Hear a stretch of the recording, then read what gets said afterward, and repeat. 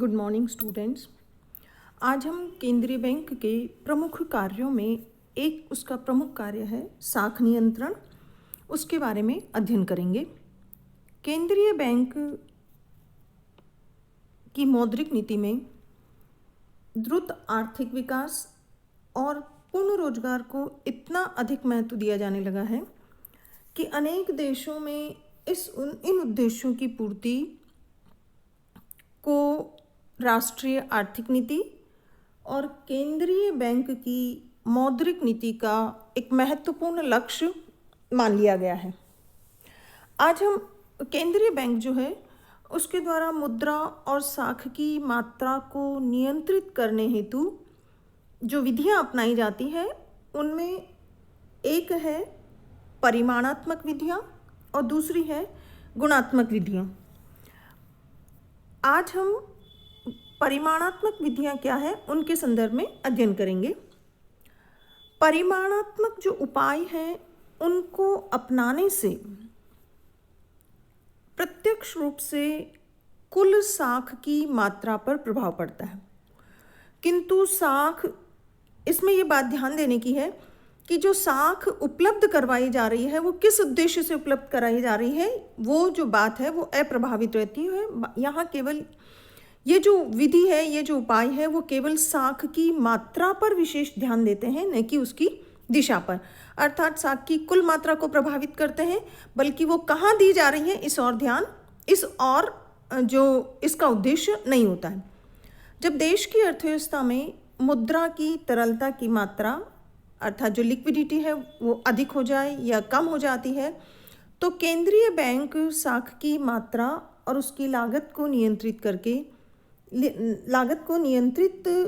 करके देश में साख की मात्रा को प्रभावित करते हैं और उसके लिए जो उपाय अपनाते हैं वो परिमाणात्मक उपाय हैं।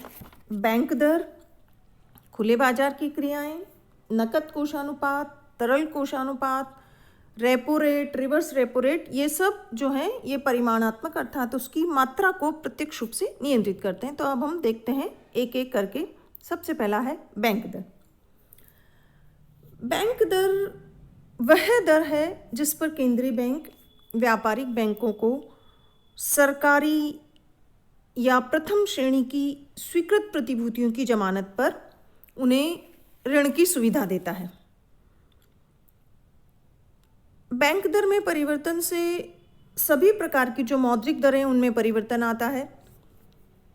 केंद्रीय बैंक यदि बैंक दर में वृद्धि कर दे तो जो व्यापारिक बैंकों को दी जाने वाली जो उनके नकद कोष है उनकी लागत में या उनकी ब्याज दर में वृद्धि कर देता है और अर्थात वह साख की मात्रा को कम या संकुचित करना चाहता है, जिससे साख की मात्रा संकुचित हो जाती है यदि बैंक दर बढ़ा दी जाती है। और यदि केंद्रीय बैंक साख की मात्रा बढ़ाना चाहता है तो वह बैंक दर में कमी कर देता है। अर्थात बैंक दर कम होने पर उसे हम सस्ती मुद्रा नीति कहते हैं और जो सस्ती जो साख नीति है उससे साख का प्रसार होता है। और यदि बैंक दर अधिक होती है तो उसे महंगी मुद्रा नीति कहते हैं, अर्थात जो महंगी साख नीति है उससे साख का संकुचन होता है। अब कि जो बैंक दर में जो परिवर्तन किया जाता है उसका क्या प्रभाव पड़ता है। एक तो है यदि बैंक दर में वृद्धि की जाती है तो साख का संकुचन होता है और यदि बैंक दर कम की जाती है तो साख का प्रसार होता है। दूसरा है कि जो हमारे आंतरिक मूल्य स्तर हैं और जो हमारी जो मजदूरी दर है उसमें वृद्धि या कमी हो जाती है। इसके साथ ही जो बैंक दर है उसका हमारी विनिमय दर पर भी प्रभाव पड़ता है, देश के निवेशों पर भी प्रभाव पड़ता है। अब यदि बैंक दर जो कम या ज़्यादा की जा रही है तो बैंक दर में जो कमी वृद्धि की जाती है उसकी जो सफलता है वो कब निश्चित होगी। अर्थात बैंक दर यदि कम या ज़्यादा की जाती है देश में साख की मात्रा को नियंत्रित करने हेतु तो उसकी सफलता के लिए कुछ शर्तें आवश्यक है। जैसा कि अर्थव्यवस्था में लोच होना आवश्यक है, अर्थात ताकि जो बैंक दर में परिवर्तन है उसके साथ साथ उत्पादन, मजदूरी, कीमतें और जो हमारी सामान्य ब्याज दरें हैं उनमें भी परिवर्तन हो। और यदि ऐसा नहीं होगा तो हमारी जो बैंक दर है उसमें कमी या वृद्धि से साख नियंत्रण होगा, अर्थात उसकी सफलता को हम निश्चित नहीं कह सकते। दूसरा है कि जो मुद्रा बाजार है उसका संगठन ऐसा हो कि यदि बैंक दर में जो परिवर्तन है वो बाजार की ब्याज दरों में भी परिवर्तन ला सके। फिर है कि एक है कि जो केंद्रीय बैंक है उसका बाजार पर प्रभावी नियंत्रण होना चाहिए, तभी हमारी जो बैंक दर है वो प्रभावी हो सकेगी। लेकिन जैसा हम देखते हैं कि भारत में जो असंगठित मुद्रा बाजार है उसके कारण ऐसा जो बैंक दर है वो ज़्यादा प्रभावी नहीं होती है। बैंक दर की कुछ सीमाएं भी, अर्थात बैंक दर जो लागू की जाती है उसका प्रभावी नियंत्रण वह प्रभावहीन हो जाती है कुछ निम्न कारणों से, कि जैसे केंद्रीय बैंक पर जो ऋणदाता संस्था है उनकी जो निर्भरता है वो यदि उनमें कमी है, क्योंकि यदि उनके पास में पर्याप्त नकद कोष है तो उन्हें केंद्रीय बैंक के पास जाना ही नहीं पड़ेगा। उसका प्रभाव ये होगा कि बैंक दर में वृद्धि या कमी का अर्थव्यवस्था पर ज़्यादा प्रभाव नहीं पड़ेगा।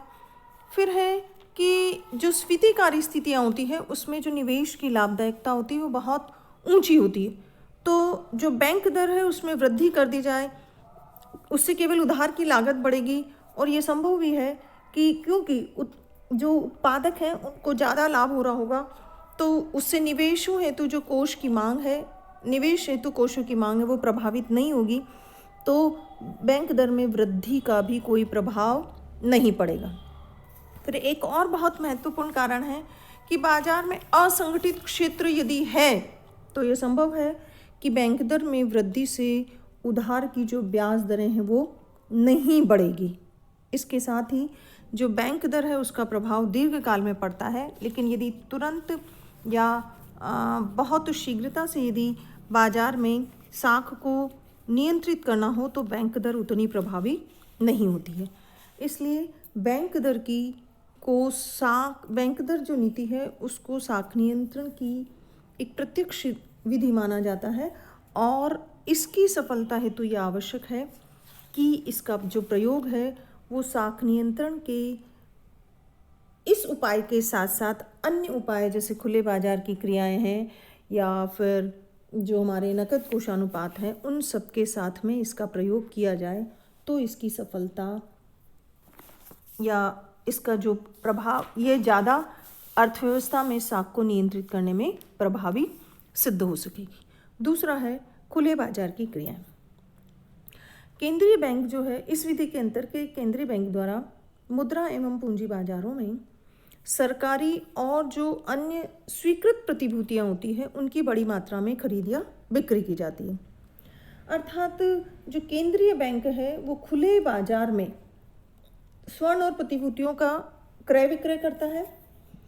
जब देश में साख की मात्रा अधिक होती है तो जो केंद्रीय बैंक है वो खुले बाजार में इन प्रतिभूतियों का विक्रय करता है। उससे जनता और जो बैंक है उनकी मुद्रा केंद्रीय बैंक के पास आ जाती है, अर्थात उनके जो बैंकों के नकद कोष हैं वो प्रत्यक्ष रूप से उतने ही कम हो जाते हैं जितनी राशि की वे प्रतिभूतियां खरीदते हैं। इसके अलावा इससे जो ग्राहकों की व्यापारिक बैंकों के पास में जो जमा राशि है वो भी उस हद तक कम हो जाती है जितनी राशि की वे केंद्रीय बैंक के द्वारा जो बेची जाने वाली प्रतिभूतियां वो खरीदते हैं। अर्थात केंद्रीय बैंक द्वारा खुले बाजार में प्रतिभूतियों का विक्रय व्यापारिक बैंकों के जो साख निर्माण का आधार है उसको कम कर देता है। इससे साख का संकुचन हो जाता है और जो मुद्रा की पूर्ति है वो कम हो जाती है। इससे वस्तु एवं सेवाओं की जो बढ़ती हुई मांग है वो भी उसको भी रोकने में सहायता मिलती है और उनकी जो कीमतें बढ़ने की जो प्रवृत्ति है उसको नियंत्रित करने में भी सहयोग प्राप्त होता है। इसके विपरीत यदि मंदी की स्थिति है अर्थात केंद्रीय बैंक देश में साख एवं मुद्रा की मात्रा बढ़ाना चाहता है तो वह व्यापारिक बैंकों के नकद कोष बढ़ाने के लिए खुले बाजार में प्रतिभूतियों का क्रय करता है। इससे जनता या बैंकों के पास में जो मुद्रा की मात्रा है वो बढ़ जाती है और बैंकों के पास में जमाएं बढ़ने से उनकी जो साख निर्माण क्षमता है वो भी बढ़ जाएगी, अर्थात साख की मात्रा भी बढ़ जाती है। अब कि ये जो विधि है वो बैंक दर से ज़्यादा अच्छी मानी जाती है, क्योंकि यह बैंकों के नकद कोषों को प्रत्यक्ष रूप से परिवर्तित करके उनकी साख निर्माण सामर्थ्य को प्रभावित करती है। लेकिन इसकी भी कुछ सीमाएं हैं। जैसे देश में एक विस्तृत, ठोस और सक्रिय एवं संगठित प्रतिभूति बाजार हो, जहां पर प्रतिभूतियां खरीदी और बेची जा सके।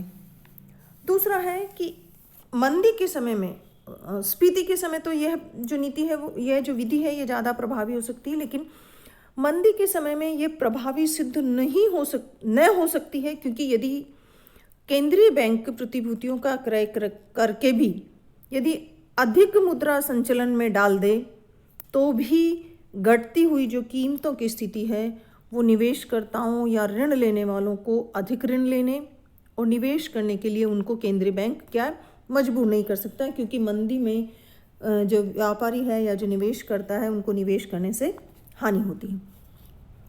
इसके साथ ही यदि प्रतिभूतियों की बिक्री व्यापारिक बैंकों की तरलता को प्रतिकूल रूप से प्रभावित नहीं करती हो, क्योंकि वे केंद्रीय बैंक द्वारा दी जाने वाली पुनर्कटौती जो सुविधा है उसके द्वारा अपने कोषों को फिर से बढ़ा सकते हैं।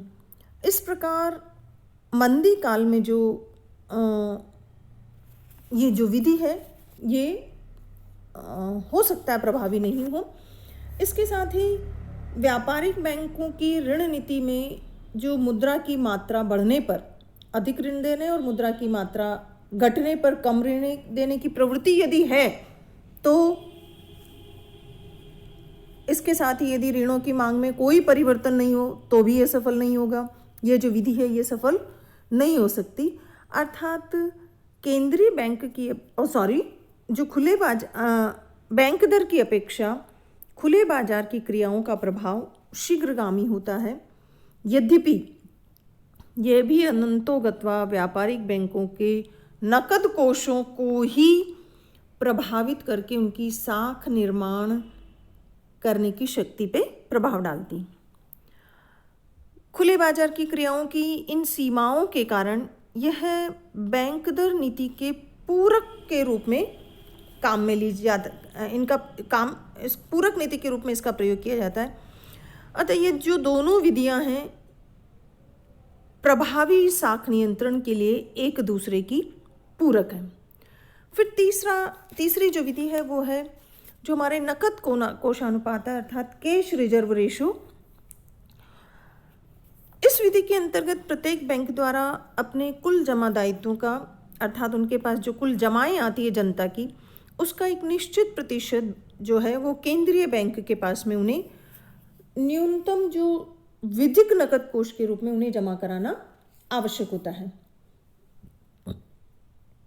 ताकि जो केंद्रीय बैंक है वो इन जमाओं का उपयोग उन जो सदस्य बैंक है उनको उधार देने में, उनकी बिलों की कटौती करने में, उनको ये जो उत्तरदायित्व हैं केंद्रीय बैंक के उनको निभा सके, इसलिए वो अपने पास में नकद में जमा रखता है। इससे व्यापारिक बैंकों, ये जो है CRR, व्यापारिक बैंकों का जो नकद कोष है वो ही इनकी साख उत्पत्ति का आधार है। जब साख संकुचन हो या देश में साख की मात्रा यदि वांछित हो, साख संकुचन यदि वांछित हो अर्थात करना चाहता हो, तो केंद्रीय बैंक क्या करता है, नकद कोषानुपातों को बढ़ा देता है। अब जब नकद कोषानुपात बढ़ा दिए जाएंगे तो बैंकों के पास में जो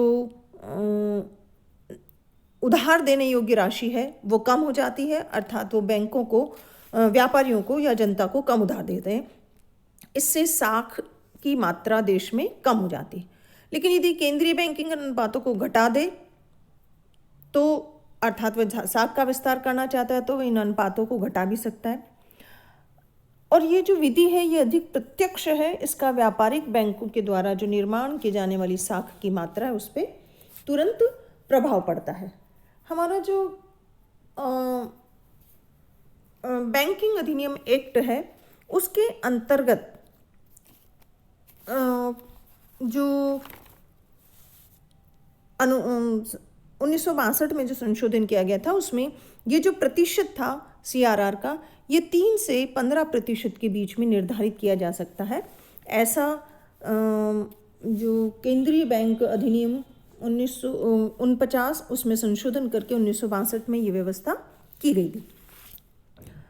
फिर आता है हमारा SLR अर्थात स्टैट्यूटरी लिक्विड रेशियो, तरल कोषानुपात। इस विधि के अंतर्गत प्रत्येक बैंक को अपनी जमाओं का, अपनी कुल मांग और जो फिक्स डिपॉजिट होती है उनकी जमाओं का एक निश्चित भाग अपने पास में तरल रूप में, नकद कोष में या प्रतिभूतियों के रूप में रखना पड़ता है। कुछ भाग तो उन्हें केंद्रीय बैंक के पास में रखना पड़ता है जो CRR है, और कुछ भाग उन्हें अपने पास में नकद कोष में रखना पड़ता है। वो इसलिए ताकि यदि जनता अपनी जो उन्होंने जमा कराए हैं वो उन जमाओं का कुछ भाग यदि वह वापस पुनः मांगता है तो इस तरल कोषानुपात के माध्यम से वह उसका भुगतान करता है। इसीलिए बैंकों के द्वारा नकद कोष में मुद्रा रखी जाती है, नकद कोष या तरल रूप में उनके पास में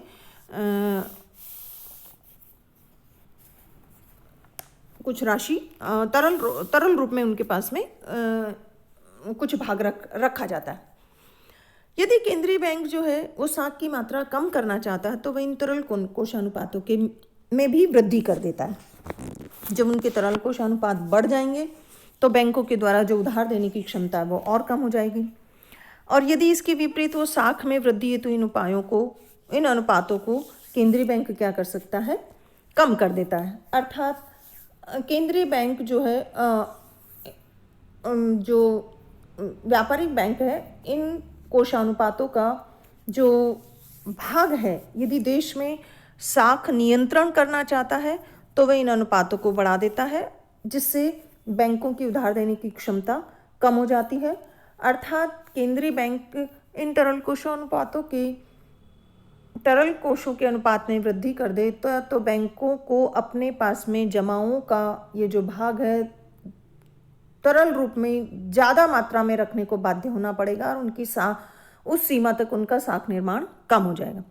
और यदि इसकी विपरीत यदि साख की मात्रा में वृद्धि करना चाहता है तो कोषों का अनुपात कम किया जा सकता है। इससे बैंकों को ऋण देने में एवं साख का निर्माण करने का अवसर मिलेगा। बैंकिंग रेगुलेशन एक्ट जो है 1949, उसके तहत अभी तक जो SLR की जो न्यूनतम सीमा थी वो 25% थी, किंतु इन सीमाओं को अब जो न्यूनतम सीमा है उसको समाप्त कर दिया गया है। फिर आता है हमारा reverse repo rate, repo rate ब्याज की वह दर है जिस पर जो केंद्रीय बैंक है वो व्यापारिक बैंकों को कम अवधि हेतु कर्ज देता है। अर्थात जो पूर्व निर्धारित प्रतिभूतियां हैं उनकी अतिरिक्त जमानत पर जो बैंक है वो केंद्रीय बैंक है वो व्यापारिक बैंकों को अल्पकालीन ऋण प्रदान करता है। बैंक इस कर्ज से ग्राहकों को ऋण देते हैं। इस ब्याज दर का उपयोग मुद्रास्फीति पर नियंत्रण और देश में मुद्रा की तरल मात्रा में कमी के लिए करता है, तो रेपो दर बढ़ाई जाती है। जबकि यदि अर्थव्यवस्था में तरलता में वृद्धि या यदि मंदी की स्थिति है तो उसको दूर करने के लिए रेपो रेट घटाई जा सकती। फिर है रिवर्स रेपो रेट। जैसा कि इसके नाम से ही स्पष्ट है, रिवर्स मतलब रेपो रेट का यह उल्टा है। ये वह दर होती है जिस पर बैंक अपनी जो रोजमर्रा का जो उनकी जमा राशि है, यदि उनके पास में ज़्यादा हो जाती है जमा राशि तो वह उन तरल कोषों को केंद्रीय बैंक के पास में जमा करा देते हैं, जिससे कि जो केंद्रीय बैंक है वो इनको व्यापारिक बैंकों को उन जमाओं पर जो ब्याज देता है वह ब्याज, या व्यापारिक बैंकों को जो इन पर जो ब्याज मिलता है वह रिवर्स रेपो रेट कहलाता है। अर्थात व्यापारिक बैंक अपने दैनिक व्यापार, उनकी जो दैनिक जमाएं होती है वो जो ज़्यादा जमा है उसको यदि केंद्रीय बैंक में जमा कराता है तो केंद्रीय बैंक उन्हें जो ब्याज दर देता है वह रिवर्स रेपो रेट कहलाती है। रिवर्स रेपो रेट भी बाजार में जो नकदी है उसकी तरलता को नियंत्रित करने के काम में आती है। ब्याज दर बढ़ाने पर तरलता में कमी से मुद्रास्फीति पर नियंत्रण होता है, और जबकि ब्याज दर घटाने पर तरलता में वृद्धि से मंदी पर रोक लगती है। इस प्रकार ये जो परिमाणात्मक उपाय है इनको अपनाने से प्रत्यक्ष रूप से कुल साख की जो मात्रा है उस पर प्रभाव पड़ता है।